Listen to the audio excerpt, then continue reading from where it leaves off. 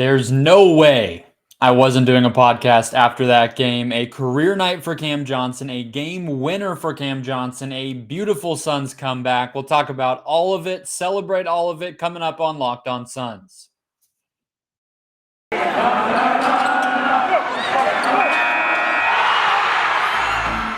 are Locked On Suns, your daily Phoenix Suns podcast, part of the Locked On Podcast Network, your team every day.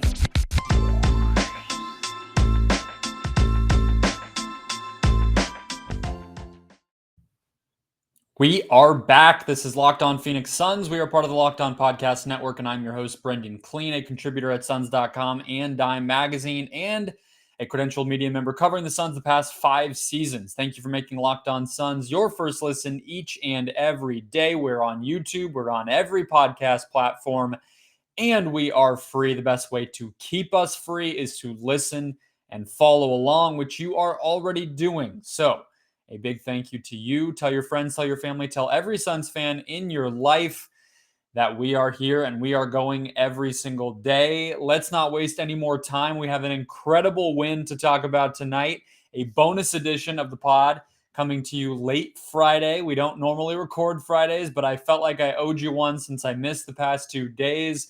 I said, okay, let me stay up. Let's see what happens in this game. It is 11:01 p.m. Arizona time as I'm recording this because this game decided to last the same time as the Super Bowl, but it was worth our wait. It was worth staying up. The Suns victorious, coming back, scoring 34-21, outscoring the Knicks in the fourth quarter to win 115-114 over New York at home. Cam Johnson, a career high 38. And the game-winning shot. So that's where we have to start, of course. We actually have to start all the way back at the ejection. And that was in the third quarter. Knicks up 10, if I'm remembering correctly. Richard Jefferson actually made the point of repeating that. Knicks were up 10, and it had been a fairly chippy game. You saw Cam Johnson actually, even before that, even in the first half, went to the locker room momentarily at the end of the first quarter because he looked like just the wind knocked out of him by Julius Randle in the post. One of the things that the Suns, give up by playing small. So he goes to the ground, he goes to the locker room, comes back between the first and second quarter. Then he starts the second quarter, continues to score the ball pretty well. It really came on for him in the second half. That is when you fast forward to Cam Johnson getting into it in an even bigger way with Julius Randle. Randle, again, sort of pushing and clawing after getting a rebound or boxing out for a rebound. Cam takes a little bit of offense to the hit. They get in one another's face. Cam has some words. Julius Randle shoves him. It ends up being a double tech leading into a second tech for Julius Randle, who then is ejected. And the Suns really, really pounce. I want to say from that point on, I can't even imagine. Let me see what the score was when when Randle was ejected. But that's really when I think you could see things change, not only for this team, but for Cam especially. And I think that all of that is intertwined. It's not just me trying to make it so. I really feel like you have to connect those two dots there. Yeah, so Randle was ejected at the 2-minute and 40-second mark of the third quarter. The score was 86-76. So from that point on, the Suns would score 39 points, and the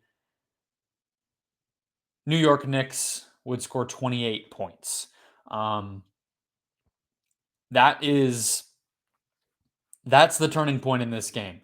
And so everything you had after that was Cam rising to that moment, the Suns staying with it. You had a moment late in the game where the Suns had the chance to go up. I think it was 113-112. They had the opportunity to go get a bucket.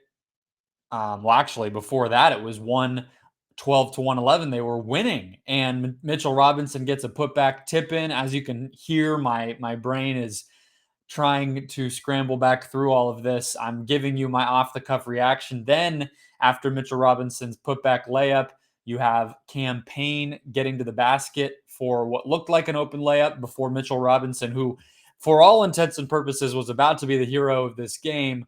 He blocks that Cam Payne layup. It feels like the Suns are losing. Then Alec Burks gets sent to the free throw line. He misses the second one. The Suns get a rebound. Mikal gets the rebound. That leads to the Suns aware, no timeouts available to them, so they push the ball down the court. Payne gets the ball. Cam Johnson takes his sweet time trailing the play. Payne to Johnson. Johnson off the glass. I don't know if he called bank. It doesn't matter if he called bank. And the rest is history. Literally, quite literally history. This game, because there's no Chris Paul, because there's no Devin Booker, I think we'll be hard pressed to find one. For those of us who I guess stayed awake, hard pressed to find one that'll be more fun to look back on at the end of the season. I mean, to figure it out, I guess, with the Knicks out rebounding you 49-33, which we'll get to a little bit later. You have Mitchell Robinson not missing a shot from the field, outplaying DeAndre Ayton significantly. You have Julius Randle, who prior to his ejection was a playmaker, was a shot creator for this team. And then you get enough shooting going 13-29 that the Knicks are able to put together a pretty significant lead, a double-digit lead. And to win this game, in spite of all of that, it's absurd. So we'll talk a little bit more about Payne, but I want to stick on Johnson. You can't talk about anybody else on a night like this. You got to give it up. Career high goes without saying. I believe his previous career high was, I want to say 28 or 27. So he shattered that tonight. And I said a second ago that his scoring had picked up, but that was actually not true. He only played a minute in the first quarter. So he did not score in the first quarter, and he got all the way to 38 points. So let me see here. I'm going to pull up the quarter by quarter scoring, but I mean, it's everything. I was trying to come up with a way to put this into words, just to tweet something out post game from the Locked On Suns account, just to have some fun with you guys. And it feels like I don't want to get too blown out of proportion on any of this and react to the moment, but I mean, this is the crowning achievement of Cam Johnson's career. 38 points in only 28 minutes played, plus that the toughness to deal with Julius Randle, to withstand that that double tech situation, be mentally tough and get it figured out. He actually complained about a call the next time down when he thought he got fouled, and he immediately dropped it, ran back down the court. You could see it immediately after the ejection, the double tech situation, the review, all of that. He gets caught up in it with the refs again, and he's like, no, I'm not dealing with that. And like I was saying, not to get too blown out of proportion, with all those little components, it feels like this is a vindication of the 2019 draft, of him, being thought to have been a reach and all of that stuff. Like, this is big time stuff from Cam Johnson. I'm going to go through the quarter by quarter scoring because I think it's interesting. So 0 points in the first quarter, only 9 points in the second quarter. So he had 29 in the second half alone. I'm looking at the third quarter here. Let me see, 9 points in the second quarter. He had 9 points in the third quarter. So I'm learning this in real time. 8 points in the third quarter, I'm sorry. And then 17 in the fourth quarter alone. He was 6 of 7 from the free throw line in that fourth quarter, made 3 threes. Didn't add a lot in the stat sheet elsewhere, which he has been doing lately, but look, you will take it 10 times out of 10. This is a magic night. This is an incredible career-shaping, career-defining, career-vindicating performance from Cam Johnson, and a massive win by the Suns to just steady the ship and not bleed out with these losses too much without their superstar players. 2 back-to-back now at home on national TV. What more can you say? A complete tip of the hat to Cam Johnson. I have loved that guy from the minute we got to see him play, and this just feels like all of us just being able to kind of, I don't even want to say a sigh of relief. There's nothing to be relieved about, but just it's great to see a guy live up to what you maybe knew he could do. And this is everything for him. So more to talk about though. Cam Payne stepped up, and we'll talk a little bit about the front court situation in this game as well. First though, guys, football might be over for the season, but basketball is in full steam. You have the conference tournaments over in college basketball, and the pro basketball stretch run is upon us. From all the latest odds, totals, player prop performances, to where the next fired coach might land, BetOnline.net is the number one spot for all of your sports betting needs. And not only do they have odds and bets for you to make, but they also have sports content now, scores, podcasts, and news around the clock for you to inform what you are making your bets on. And not just basketball, betonline.net is your source for hockey, boxing, the UFC, and even your favorite Vegas casino games. So head to the website, betonline.net today, or use their mobile app to learn more about the latest trends and action and get in on it. BetOnline, where the game starts. Don't want to let anyone else's big night get buried because Cam Johnson is the hero tonight. So let's start with the backup point guard, the newly minted starting point guard, Cameron Payne. Man, did I miss Cam Payne. I think I put it on Twitter that I missed him like you miss home when you're on a trip. Just that longing, that sense of need. He has been sorely missed, and it's nothing against Aaron Holiday. It's nothing against anyone else who made do while Payne was out, and especially once Paul went down. But man, has he really answered the call? 17 points, 16 assists, a team leading plus 10 in the box score. The Knicks didn't have much of an answer for him. I mean, we can talk about as we go here, as the stretch run continues, Payne with the inefficiency this year, but that's beside the point on a night like this. And the block at the rim is honestly, to me, beside the point. That was a good play by him. Mitchell Robinson's a great shot blocker. I don't put any of that on him. The thing in this game that you have to circle for Payne is the playmaking. 16 assists. I would imagine that has to be a career high. And I'm looking it up. You guys are going through this with me. Uh, Today is his career high in assists, 16, and getting to the basket. I mean, just the drive and kick game. It's one thing when it's Aaron Holiday. I just think we're seeing that Payne's game is a little bit more dynamic. He's bigger. He has a little bit more craft. He's more of a threat to score at all three levels, whereas Holiday is not much of a finish, somebody that the defense is going to worry about finishing. Payne has that floater. He has the pull up three. And I just think he has a mastery over this offense as well, that you're just seeing all those little parts add up to the way that Payne's able to impact the game that Holiday just hasn't been able to do. And his presence has been felt immediately. 8 assists on Wednesday in his return to the lineup against Portland, 16 tonight. That is, I think he had 0 assists zero turnovers. He had no more than 2 turnovers on Wednesday night. So 24 assists to less than 7 turnovers, better than a 3-to-1 ratio with that. It doesn't get much better than that. And they needed him to step up in that way because New York is unorthodox. They have the rim protection where you don't necessarily have that path to the basket, and they have size on the perimeter because they're not playing a traditional point guard because Rose and Kemba are both not healthy, not around right now. So it went quickly, Burks, Barrett, those guys are big. And so you need somebody who's going to be able to withstand that. And Payne did. So I feel like I've used the word withstand like 10 times on this podcast already. I guess that's sort of the theme of the show. They were undermanned, obviously, tonight, the Suns were, and yet they were able to come back and kind of just figure things out, play with good energy, keep at it, mentally focus. Like those are cliches, but in this type of situation, they're obviously true. A couple of other shout outs here. If we're talking about what went right in this game, I think you got to talk about Mikal Bridges. His aggressiveness on offense. I mean, the Suns scored 58 points in the first half. They were up at halftime. A lot of that to me is because of Mikal Bridges.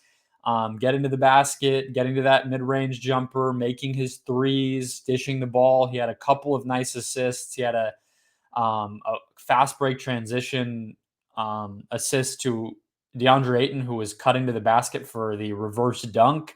And then he had another assist where he was just almost running point out there, Bridges was, when Cam Johnson came off of a screen on the left wing. I think that was in the second quarter as well. Got an assist on that play. So Bridges, he has to. I think it's been, not to take away from his achievement or what he's been doing lately, but I think part of it is he's able to enter these games without Paul, for one, but especially now without Book out there. He's able to walk into these games knowing he needs to be aggressive. And I think that mindset thing has always been not the problem, but it's always been, if there is anything holding him back, it's that, right? It's not always coming into every moment with that, I need to be the one to create and score and dominate offensively for this team, that type of mentality. Well, he has it right now, and it's pretty obvious, and it's going a long way for him. Jay Crowder, last but not least here on the positives from this game, the other components of the win. Crowder, look, he's been handling the ball and doing more on offense and dribbling and floater game and all that stuff lately. So that's a continuation. I would say tonight it was keeping the temperament and the fouls in check while having to deal with Julius Randle. I mean, it's no joke having to guard Randle, as we saw with Cam getting knocked around and almost getting into it with Randle. There was a couple of moments where Crowder also had some issues and with the physicality, with not getting the foul calls, with getting fouls called on himself, etc. He got teed up for complaining to the ref at one point, and again, just sort of sticking with the rhythm of the game and focusing on getting the win. And Crowder was a big part of that as well. So I guess it was the wings, but Payne in there as well. And it's just, man, on a night like this, it very much feels like it's just settling in how strong this culture and this system is. I mean, more than anything, when you're going down the line talking about so many different pieces that went into winning a game that the Suns rightly had no business winning, going down double digits, losing opportunities to win the game late, all of those things, and they still come out with it. It's the fact that they have that resiliency that's built into just the fiber of everybody on this team, and then also having the system where you don't have your two best players, and you can get a night where Cam Payne gets 16 assists. You can get a 9 of 12 from deep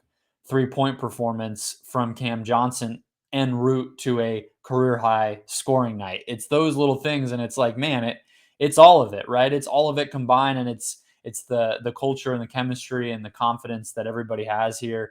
I know I'm sort of rambling, but it does feel like a culmination of a lot of stuff coming together tonight to pull out this win. And let me not be the one to make you feel that way. Just look at how Chris Paul and Cam Johnson both, I mean, everybody, Cam Payne as well, were responding post-game. They knew this one meant a lot, and it was a special, special win. Let's wrap it up.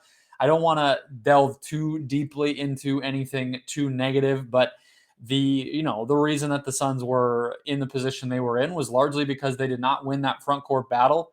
So I want to, at least for the record, just dig into that a bit and talk about what needs to go right going forward on that note. Look, you're here with the good stuff, but we also have to eat our broccoli a little bit, and I want to give it to you straight. So we'll do that in just a second. This time of year, though, guys, it's pretty difficult to keep up with your New Year's resolutions. You might already be slipping, or hell, you might have already just said, never mind. But Built Bar can be part of getting you back on the right track, keeping you on the right track. They are delicious. They are filled with protein, and they are perfect to be the key to a healthy diet.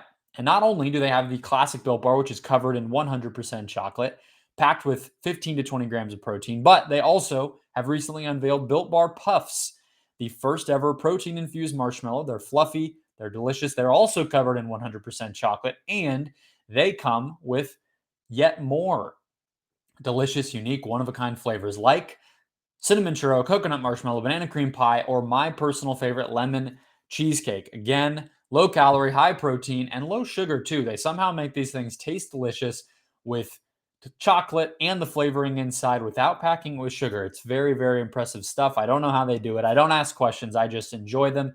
At Built Bar, they're all about taste. They make it taste delicious first, then figure out how to make it healthy, and they pull it off every time. So go to built.com, peruse the options, maybe go back to your normal favorite, your classic, your go-to, or check out something new. Maybe that's a puff, maybe that's a new flavor. Whatever it is, use the promo code LOCK15 to get 15% off your next order. Again, that's promo code LOCK15 for 15% off at built.com.